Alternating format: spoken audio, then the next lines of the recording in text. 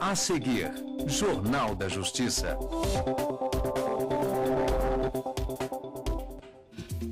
O Ministério Público Federal denuncia ex-presidentes da Câmara dos Deputados, Henrique Eduardo Alves e Eduardo Cunha, por corrupção passiva e lavagem de dinheiro. E você vai ver também. Corte de Apelações da França confirma a condenação do deputado federal Paulo Maluf e outras 2 pessoas por lavagem de dinheiro entre os anos de 1996 a 2005. Defesa do ex-presidente Luiz Inácio Lula da Silva entrega alegações finais no processo que investiga a posse do apartamento triplex no Guarujá. Primeira turma do STF adia julgamento de recurso sob prisão e afastamento de Aécio Neves no mandato de senador. O plenário do Supremo Tribunal Federal deve decidir hoje sobre a validade de acordo de delação dos executivos da JBS. E Seminário Internacional em Brasília discute soluções alternativas no processo penal. Essas e outras notícias agora no Jornal da Justiça.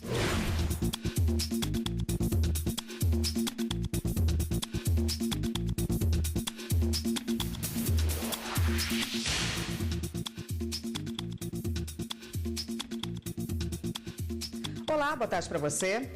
O Ministério Público Federal denunciou ex-presidentes da Câmara dos Deputados, Henrique Eduardo Alves e Eduardo Cunha, por corrupção passiva e lavagem de dinheiro. De acordo com a investigação, os 2 teriam recebido propinas como se fossem doações eleitorais. 2 ex-presidentes da Câmara dos Deputados em uma mesma denúncia. Henrique Alves e Eduardo Cunha são acusados de receber propina de empreiteiras.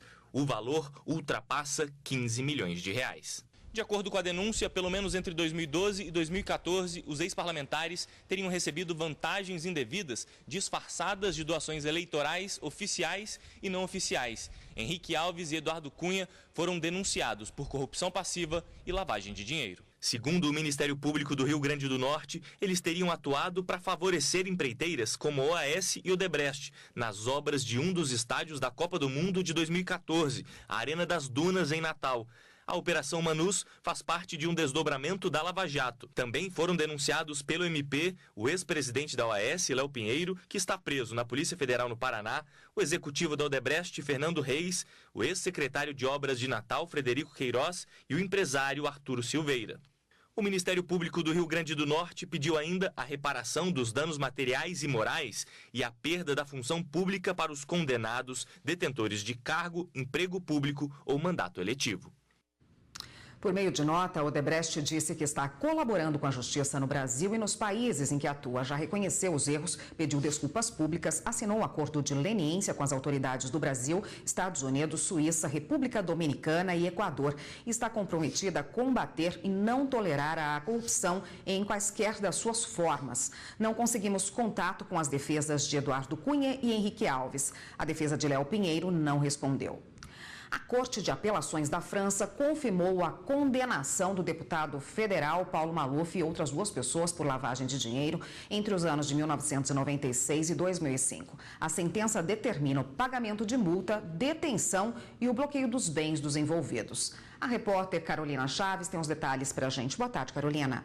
Boa tarde, Érica. Boa tarde a todos. Olha, essa decisão é da 2ª instância da Justiça Francesa, que condenou, além do parlamentar Paulo Maluf, a mulher dele, Silvia Maluf, e o filho dele, Flávio Maluf. As provas compartilhadas entre o Ministério Público Federal e o de São Paulo ajudaram nas investigações contra o parlamentar, que movimentou valores frutos de lavagem de dinheiro em obras superfaturadas quando foi prefeito de São Paulo por países como Estados Unidos e Suíça. Paulo e Flávio devem cumprir prisão de 3 anos num regime fechado e Silvia por 2 anos. Essa condenação confirmou uma outra da instância francesa inferior, que já havia condenado o parlamentar e seus familiares no ano passado. De acordo com a Corte Francesa, eles praticaram desvio de dinheiro público e corrupção no esquema complexo de lavagem de dinheiro. Essa condenação ainda cabe recurso à Corte de Cassação, que equivale ao Superior Tribunal de Justiça aqui no Brasil. Érica.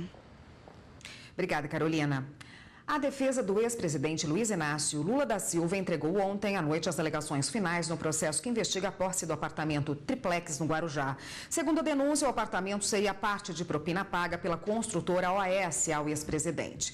Com a apresentação das alegações finais, o processo volta ao juiz Sérgio Moro, que pode definir a partir de agora pela condenação ou absolvição do ex-presidente e outros 3 réus nesse mesmo processo. Os ministros da 5ª turma do Superior Tribunal de Justiça negaram o pedido de habeas corpus de Carlos Emanuel Carvalho Miranda, acusado de corrupção e lavagem de dinheiro. O réu é sócio e amigo do ex-governador do Rio de Janeiro, Sérgio Cabral. A repórter Samanta Peçanha tem mais informações. O réu é casado com uma prima de Sérgio Cabral, de quem é amigo desde a adolescência. Carlos Emanuel é acusado de receber vantagens indevidas em contrato celebrado entre Andrade Gutierrez e a Petrobras para a realização de obras no complexo petroquímico do Rio de Janeiro e foi preso preventivamente na Operação Lava Jato em novembro do ano passado.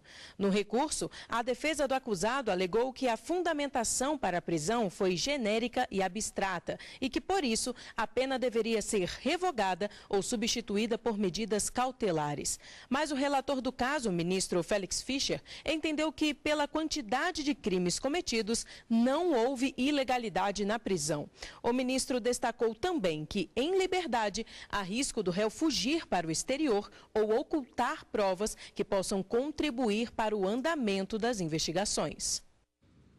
E o empresário Joesley Batista prestou agora pela manhã na Superintendência da Polícia Federal o segundo depoimento desde que retornou ao Brasil. Desta vez, a investigação é sobre o uso ilegal de recursos do BNDES, a Operação Bullish. A primeira turma do STF adiou o julgamento de recursos sobre a prisão e afastamento de Aécio Neves do mandato de senador. Aécio Neves está afastado do cargo de senador há mais de um mês, depois que foram divulgadas gravações em que ele aparece pedindo propina de R$2 milhões a Joesley Batista, dono da JBS, em troca de favores políticos. O relator do caso, o ministro Marco Aurélio, explicou que antes dos julgamentos é preciso que se decida sobre um novo pedido da defesa para que o parlamentar seja julgado pelo plenário do STF. O advogado de Aécio disse que a Procuradoria-Geral da República já havia solicitado que a prisão do senador fosse decidida em conjunto pelos 11 ministros da Corte. A defesa secundou essa postulação do Ministério Público. O ministro Marco Aurélio não reconheceu que a matéria deveria ser afetada ao Pleno e proferiu uma decisão. Contra essa decisão, nós agravamos. E este agravo agora tem que ser primeiramente apreciado para que se defina a competência do órgão que deverá deliberar sobre a matéria para depois se julgar o mérito do pedido da prisão. Ainda durante a sessão, por 3-2, os ministros decidiram colocar em prisão domiciliar, com o uso de tornozeleira eletrônica, Menderson Lima, ex-assessor de Zezé Perrella. Ele foi flagrado transportando o dinheiro repassado por Joesley a Aécio Neves. Segundo as investigações, um executivo da JBS entregou o dinheiro para Frederico Pacheco, primo de Aécio, que repassou os valores a Menderson. Os ministros determinaram ainda que Menderson não mantenha contato com os demais investigados no caso e não se ausente do país sem autorização judicial. Eu observei o contraditório no agravo, determinando a abertura de vista à Procuradoria-Geral da República, que reiterou o que lançara anteriormente, quando pedida a prisão preventiva, e que, nesse meio tempo, veio ao protocolo denúncia que está assustada até a turma resolver os incidentes alusivos ao inquérito. Aqui nós temos uma questão importantíssima do ponto de vista processual, porque os fundamentos que levaram à decretação da prisão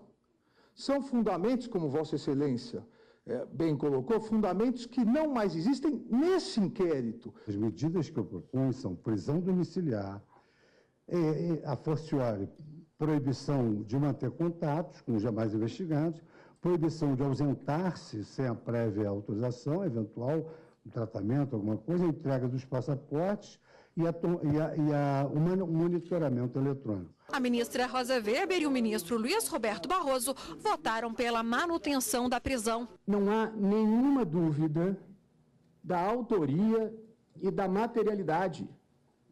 Está gravado, está filmado. A soltura dos investigados neste momento criará um obstáculo não recomendável para a elucidação dos gravíssimos crimes contra a administração pública, frente aos quais a sociedade brasileira está sendo desafiada. Ao final do julgamento, os ministros decidiram estender a decisão à irmã de Aécio, Andréia Neves, e ao primo dele, Frederico Pacheco. Os três são investigados, junto com Aécio, pelo crime de corrupção passiva. Já a segunda turma do Supremo negou o recurso do município de São Paulo sobre a base de cálculo da taxa de fiscalização. Mas antes do julgamento, teve homenagem.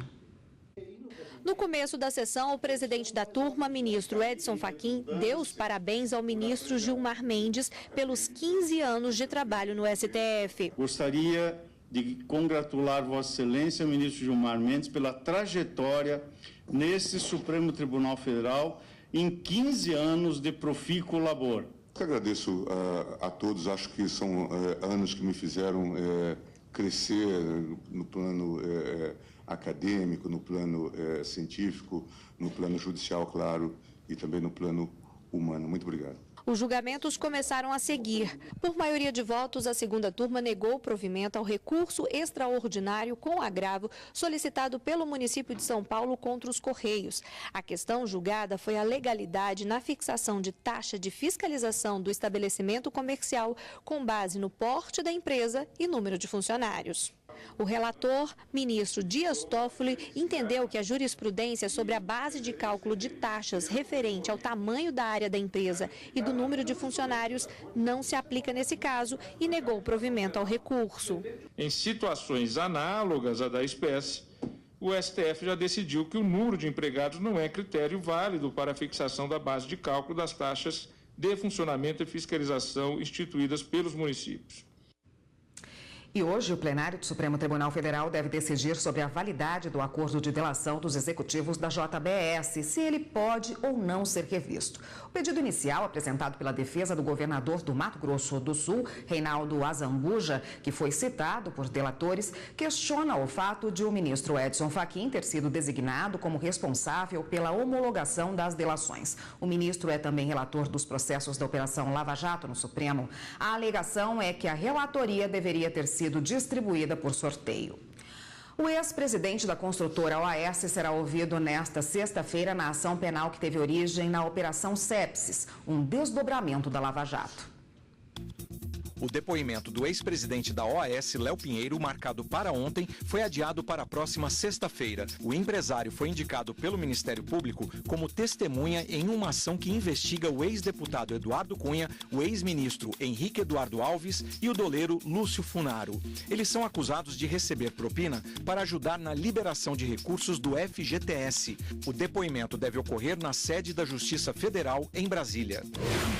A presidente do Supremo Tribunal Federal, ministra Carmen Lúcia, suspendeu uma decisão do Tribunal Regional Federal da Primeira Região que paralisava desde abril a licitação das obras do eixo norte da transposição do Rio São Francisco. A habilitação técnica das empresas concorrentes estava sendo questionada, mas a ministra Carmen Lúcia considerou que o processo deve continuar para não agravar a crise hídrica na região e precarizar ainda mais o abastecimento de água, um direito constitucional de todo cidadão. A suspensão da paralisação foi pedida pela União em maio deste ano. Ivo Nascimento de Campos Pitangui, filho do médico Ivo Pitangui, foi condenado pela Justiça do Rio de Janeiro a 4 anos e 8 meses de reclusão por atropelar e provocar a morte de José Fernando Ferreira da Silva, de 44 anos, em 2015. A pena foi convertida em prestação de serviços numa clínica de recuperação de acidentados no trânsito e em pagamento de R$300 mil à Associação Brasileira de Reabilitação. Ivo também teve a carteira de habilitação suspensa por 5 anos. E você vai ver no próximo bloco do Jornal da Justiça. Presidente do Superior Tribunal Militar faz balanço da gestão à frente da Corte. A gente volta já já.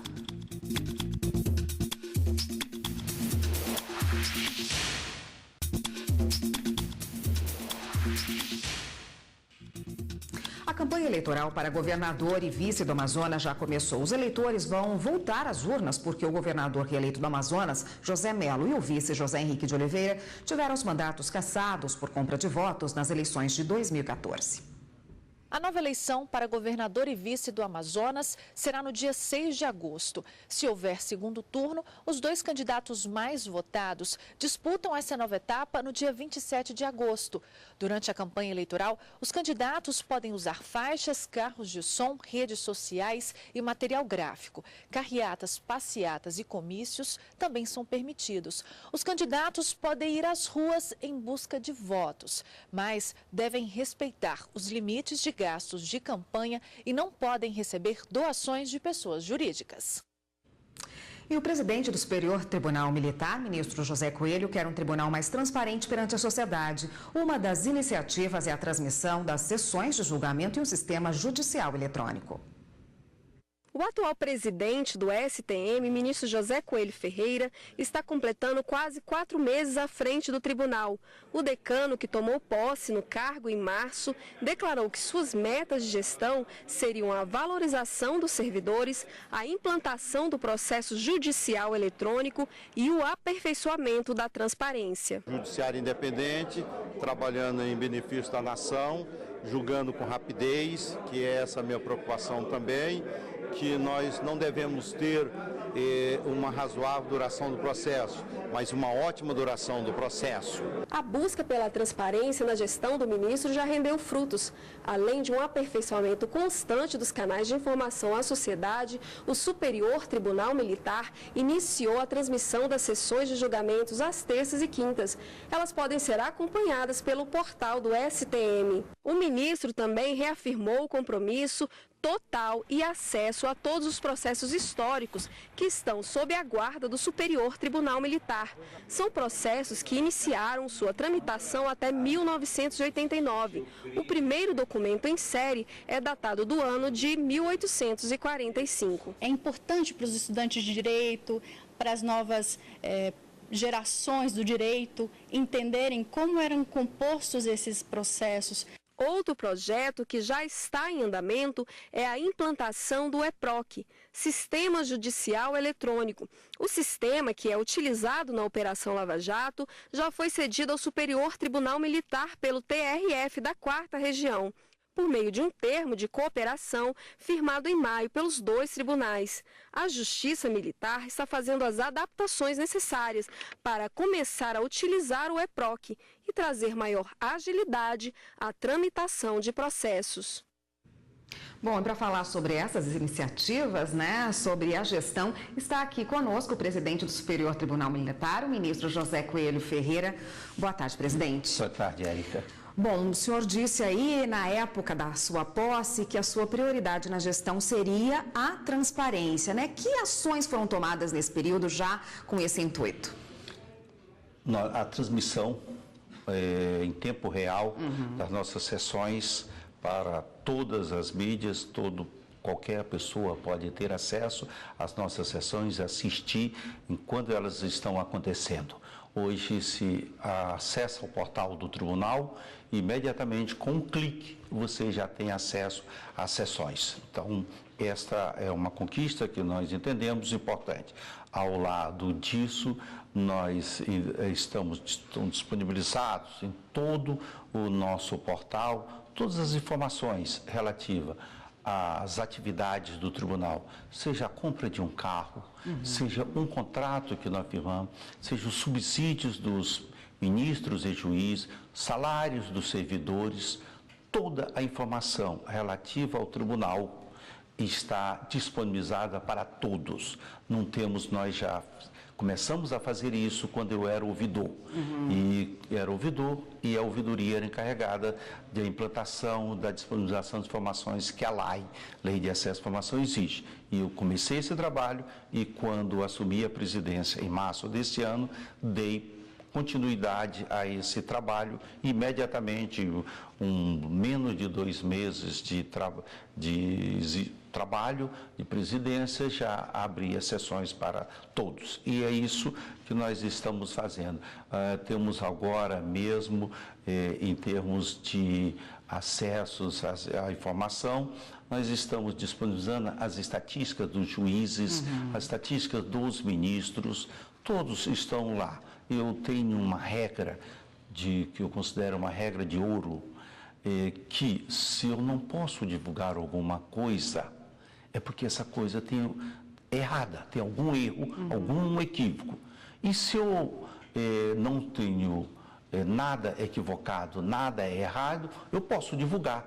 Portanto, como nós trabalhamos sem essas preocupações de esconder, tudo está divulgado. Porque se quiser esconder, é porque eu não posso praticar.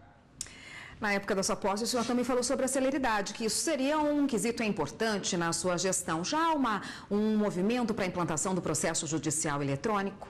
Sim, eu tomei posse e quando foi menos de 2 meses, 15 de maio, tomei posse 16 de março, 15 de maio, eu tomei posse e firmei logo no dia 15 de maio um convênio com o Tribunal Regional Federal da 4ª Região.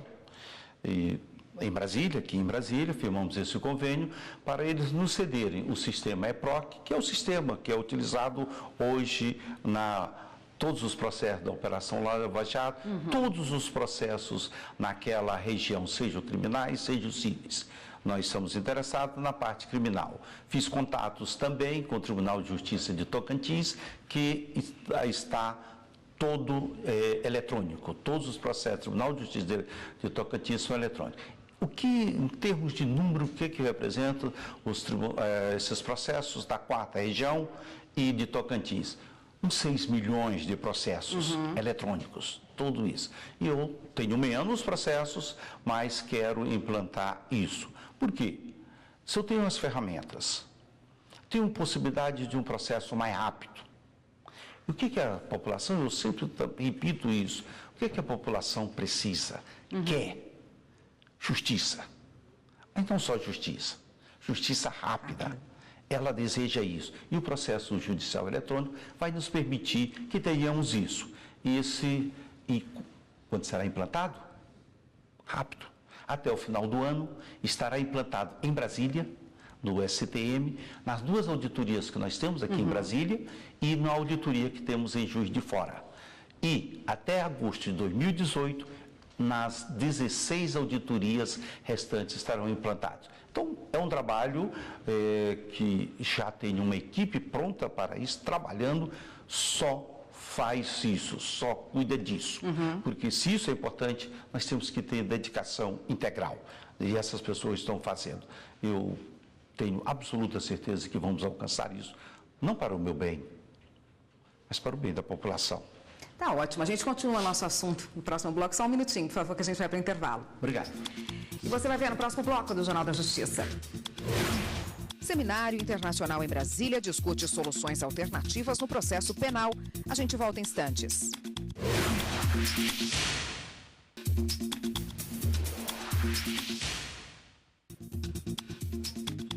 O Jornal da Justiça está de volta com o presidente do Superior Tribunal Militar, o ministro José Coelho Ferreira, que está fazendo um balanço aí dessa sua gestão, né? Presidente, sobre os documentos históricos, o STM aí tem 22 milhões, né, de páginas de documentos históricos desde 1808, né? Inclusive milhares aí do tempo da ditadura, né? Como é que está o acesso a essa documentação toda do tribunal?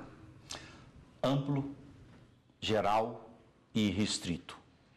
Todos os documentos desse período estão à disposição de pesquisadores e de do povo que deseje conhecer essa parte da nossa história. O STM tem um papel grande e importante nisso, porque como sendo o mais antigo tribunal desse país, criado em 1º de abril de 1808 pelo então príncipe regente, e desde esse tempo todo participou de diversos etapas da nossa história, momentos importantes da nossa história. E esses documentos estão lá. Nós estamos digitalizando todos esses documentos, estamos disponibilizando para quem desejar e a pessoa chegando lá terá esse acesso.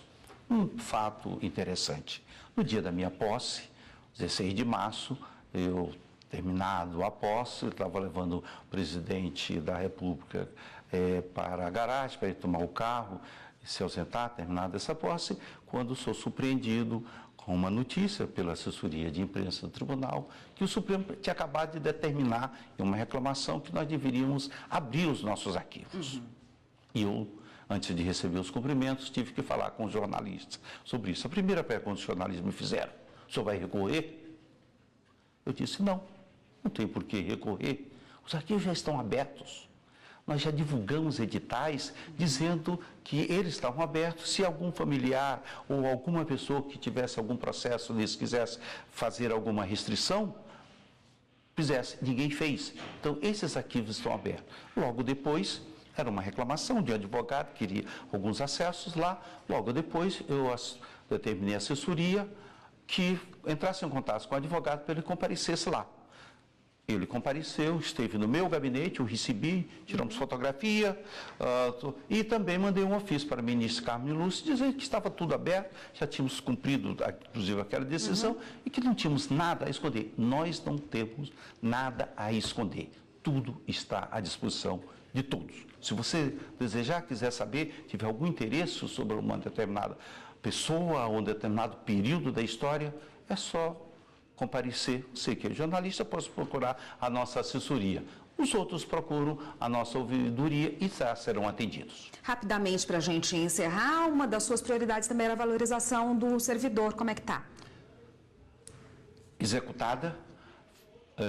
Nomeei para os cargos em comissões de funções gratificadas da Secretaria só servidores do Tribunal. Não temos gente de fora no Tribunal. Existimos alguns, eu fiz essa opção, avisei para todos que ocupavam esse cargo que não era possível e que eu deveria valorizar o servidor.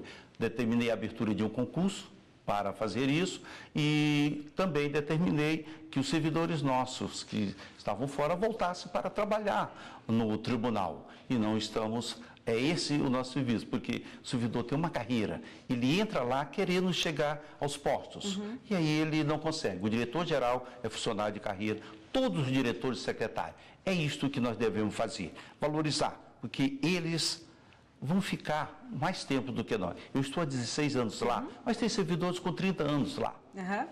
Por que não prestigiá-los? Com certeza. Muito obrigada pela participação do senhor. Eu conversei aqui com o presidente do STM, o ministro José Coelho Ferreira. Muito obrigada pela participação do senhor.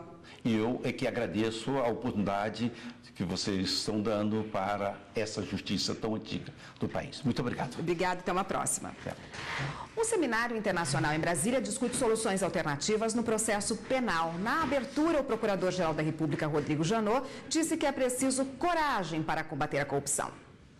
O combate à corrupção foi discutido durante 2 dias no Conselho Nacional do Ministério Público. O 3º Seminário Internacional Soluções Alternativas no Processo Penal reuniu membros do MPF e autoridades do Poder Judiciário brasileiro e teve o objetivo de ampliar o conhecimento adquirido por procuradores em cursos realizados no Japão e abordar a experiência japonesa e brasileira no combate à corrupção. As investigações relacionadas à Operação Lava Jato foram relembradas pelos participantes no evento. O Ministério Público Federal ressaltou a importância da cooperação internacional para ajudar no trabalho de apuração. Ao todo, foram feitos 174 pedidos de informações a 38 países referentes à Lava Jato. O Procurador-Geral da República, Rodrigo Janot, frisou que é preciso esforço, determinação, coragem e resiliência para combater a corrupção. Estamos, meus amigos, como instituição em guerra contra um inimigo sem face. Não é definitivamente uma guerra contra pessoas ou contra partidos, mas sim contra a impunidade e a corrupção que dilapida o patrimônio do país.